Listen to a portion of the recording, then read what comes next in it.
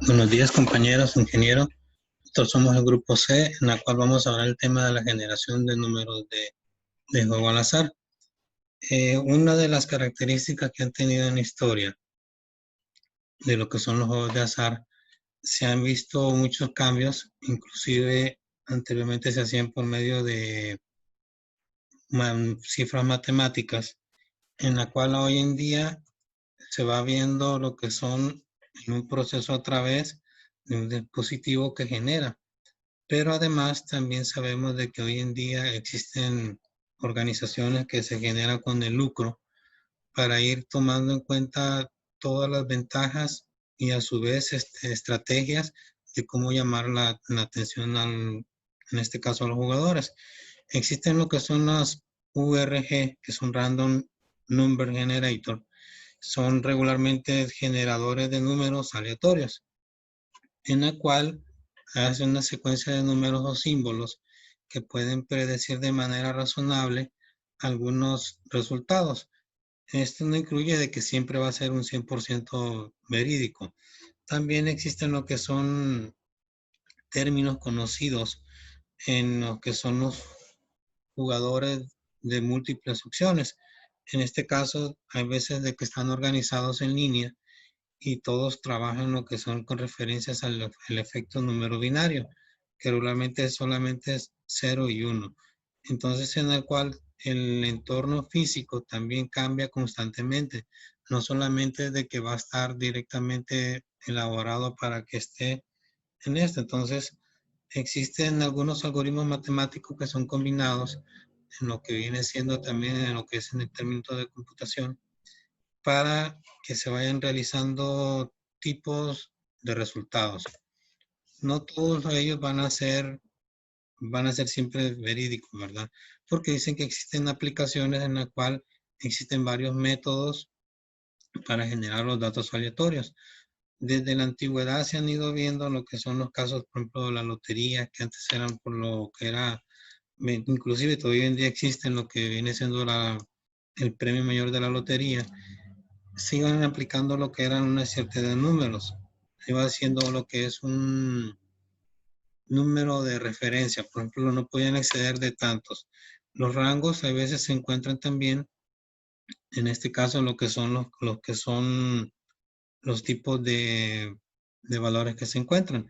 Ahí existen lo que son clásicos, en lanzamiento de dados, existen diferentes tipos, en la cual nosotros debemos de tener en cuenta que la mayoría de simulaciones son elaboradas hoy a través de vía internet y todas la mayoría son lo que son más que todo por distribuidos por personas y inclusive organizaciones que se dedican al lucro. Eh, Existe también lo que son números elegidos. Por ejemplo, podemos mencionar entre algunas aplicaciones simulación de métodos como Monte Carlo, que simula un proceso natural en forma computacional. Esto en sí es en referencia a una serie de dígitos que regularmente en programación se conocen como 0 y 1. El muestreo con el fin de seleccionar una submuestra de una población. Regularmente estos son estadísticas que se van haciendo durante la población para que ellos vayan atrayendo lo que son clientes.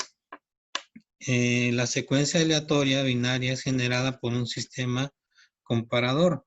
¿Qué significa esto? Que regularmente muchas de las veces no va a ser el mismo número que va a caer, sino que van a ir cambiando por intervalos y eso lo que va haciendo es que cada vez sea más complejo. No es que quiere decir que siempre va a caer el mismo número. Cuando el ruido también a veces es amplificado, muchas de las veces nos llama la atención cuando son juegos de, más que todo, mecánicos. Algunas veces se los conocen los casinos. Regularmente cuando uno gana un cierto premio, realizan lo que son juegos y cada vez nos van atrayendo hasta prácticamente llegar a lo que es una terminología de vicio. El análisis numérico dice que algunas técnicas para resolver problemas de análisis. Regularmente esto se hace para que regularmente el usuario tenga más aporte a lo que son las apuestas y se vaya atrayendo más al público. Esa es la finalidad principal en la cual es existen ciertas etapas, ¿verdad? En la etapa en la cual existe lo que es programaciones para que sean totalmente en arraigos. Actualmente cada día es muy importante tener buenos generadores de números, no solamente en lo que son juegos, sino también son muy usados en criptografía o encriptación de datos para que no sean descifrados tan fácilmente. La programación es una parte de la generación de valores aleatorios que puede ser útil para que tenga una prueba efectiva de un algoritmo. Los algoritmos sabemos de que tienen bastante importancia porque en la cual nosotros tenemos la generación congruenciales. Esto significa de que va a haber fueron creados por, para incluir ciertas características, donde es el multiplicador y él va haciendo el incremento dentro de un módulo. Existen también los algoritmos multiplicativos, tomando en cuenta de que muchas de las veces se van a tomar términos matemáticos. Tiene cierta historia en la cual nosotros en la época de década de los 40, las primeras computadoras modernas fueron desarrolladas a la simulación. Directamente ya había existido una forma embrionaria aún antes de que las computadoras aparecieran en el siglo XXI.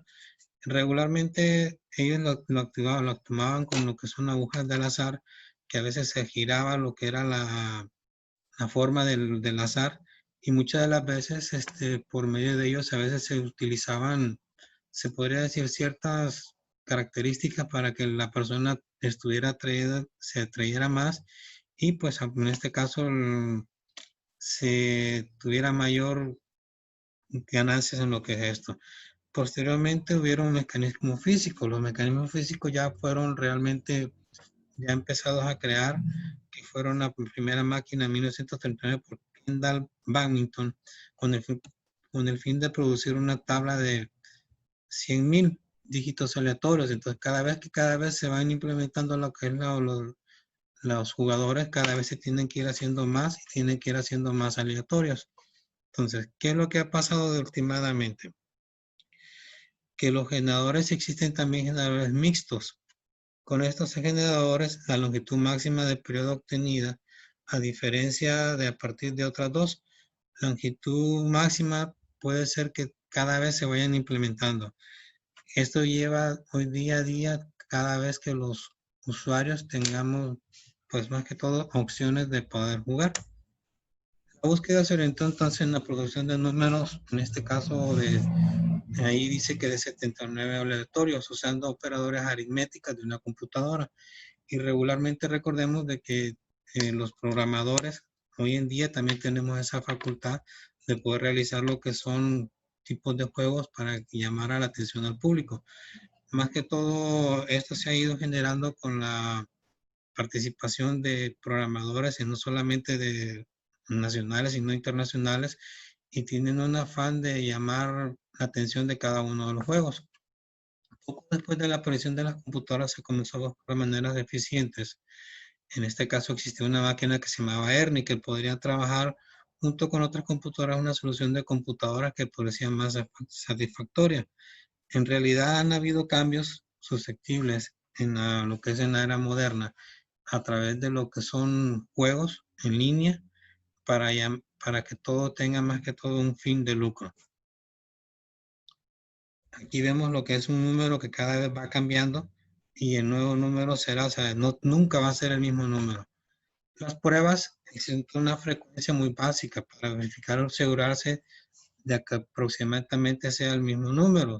Se tiene que llevar del 0 hasta un infinito. La prueba serial, en este caso, dice que puede ser de 0, 0, 1, 2, que van con frecuencia reservada a las predicciones hipotéticas. En este caso no significa que van a caer los mismos números, ¿verdad? La prueba de póker, que es la que mayoría nosotros sabemos, han habido personas que inclusive se han sido millonarias por ir contando lo que son las cartas de la baraja. En este caso el póker muchas de las veces se iba comprobando que muchas personas, no solamente por la máquina, sino que iban tomando en cuenta los números e iban contando y decían, no, hasta un cierto límite me detengo, y así el jugador tenía más ganancias. La prueba de la brecha se analizó en una distancia de entre ceros. La distancia sería 0,30 hasta las que paren ahí en las siguientes.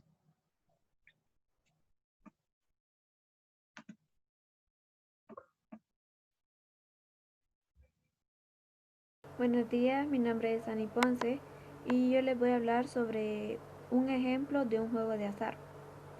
Uno de los juegos de azar más populares es el juego de dados conocido como craps, el cual se juega en casinos y patios traseros alrededor del mundo. Puede decirse que todos los juegos se caracterizan por premiar en una proporción importante a la habilidad, pero también suelen dejar una cuota librada al azar, para que a priori quien juega mejor no tenga asegurado el triunfo. Dicho de otro modo, los juegos se componen de una gama de elementos y en general combinan en diversas proporciones los méritos propios y fruto de la casualidad. En los juegos de azar, la habilidad propia del jugador casi no incide, y de hecho es imposible que alguien juegue demasiado bien o demasiado mal. La convicción de que todos los jugadores desconocen el resultado y no pueden anticiparlo pone en igualdad en condiciones a todos los jugadores. Problemas de juego. Aunque desde lo moral o lo ético el juego de azar por dinero suele ser condenado, difícilmente pueda mencionarse algo que trascendió con tanta fuerza en casi todas las sociedades como los juegos de azar, y hoy pueden encontrarse en casi todas las grandes ciudades del mundo locales especialmente dedicados a los juegos de azar, conocidos como casinos. Pasado el tiempo, los juegos de azar se transformaron en un placer o entretenimiento de los más adinerados, pero también en un mecanismo de escape para los más pobres. La ilusión de igualdad y de poder ganar una suma importante de dinero por un golpe de suerte en el casino ha sido causa de sufrimiento para muchas familias. Muchas personas transforman estos juegos en una enfermedad conocida como ludopatía. Algunos ejemplos son póker, rifa, máquinas tragamonedas, ruleta, lotería, entre otros. Muchas gracias. Ana López y el tema que les voy a hablar es sobre las clases de almacenamiento. En este tema vamos a utilizar identificadores como nombres de funciones definidas por el usuario.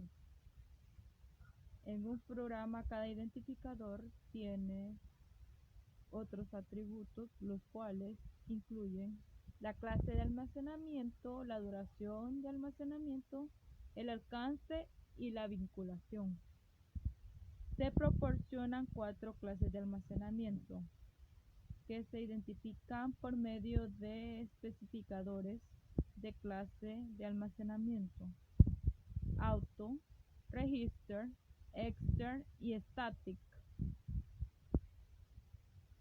La clase de almacenamiento de un identificador puede determinar lo que es su duración de almacenamiento, alcance y vinculación. Dicho identificador durante un periodo logra existir en la memoria. El alcance de un identificador nos referimos al lugar donde hace referencia a un programa y puede llegar a identificar a través de todo un programa y a otros solo parte del mismo programa. La vinculación de un identificador para los programas con múltiples archivos fuente llega a determinar si la reconoce solo en el archivo fuente, que es actual, o en cualquier otro que es archivo fuente. Los 4 especificadores de clases de almacenamiento, estos se pueden clasificar en 2 duraciones de almacenamiento: duración automática de almacenamiento y duración estática de almacenamiento. Son declaraciones apropiadas. Para declarar variables con duración automática se usan las palabras auto y register. Estas variables de duración automática se crean cuando el programa logra entrar al bloque cuando están definidas, y existen cuando el bloque esté activo, y una vez cuando éste abandone el bloque se destruirán. Únicamente las variables pueden tener una duración automática de almacenamiento, a diferencia de otras variables locales de una función. Tienden a tener una duración automática de almacenamiento. Palabras reservadas extend y static se utilizan para declarar identificadores para variables y funciones de duración estática de almacenamiento. Los identificadores de duración estática de almacenamiento existen desde el punto en el que el programa comienza la ejecución. En el caso de las variables, el almacenamiento se asigna y se inicializan una sola vez, cuando comienza la ejecución del programa.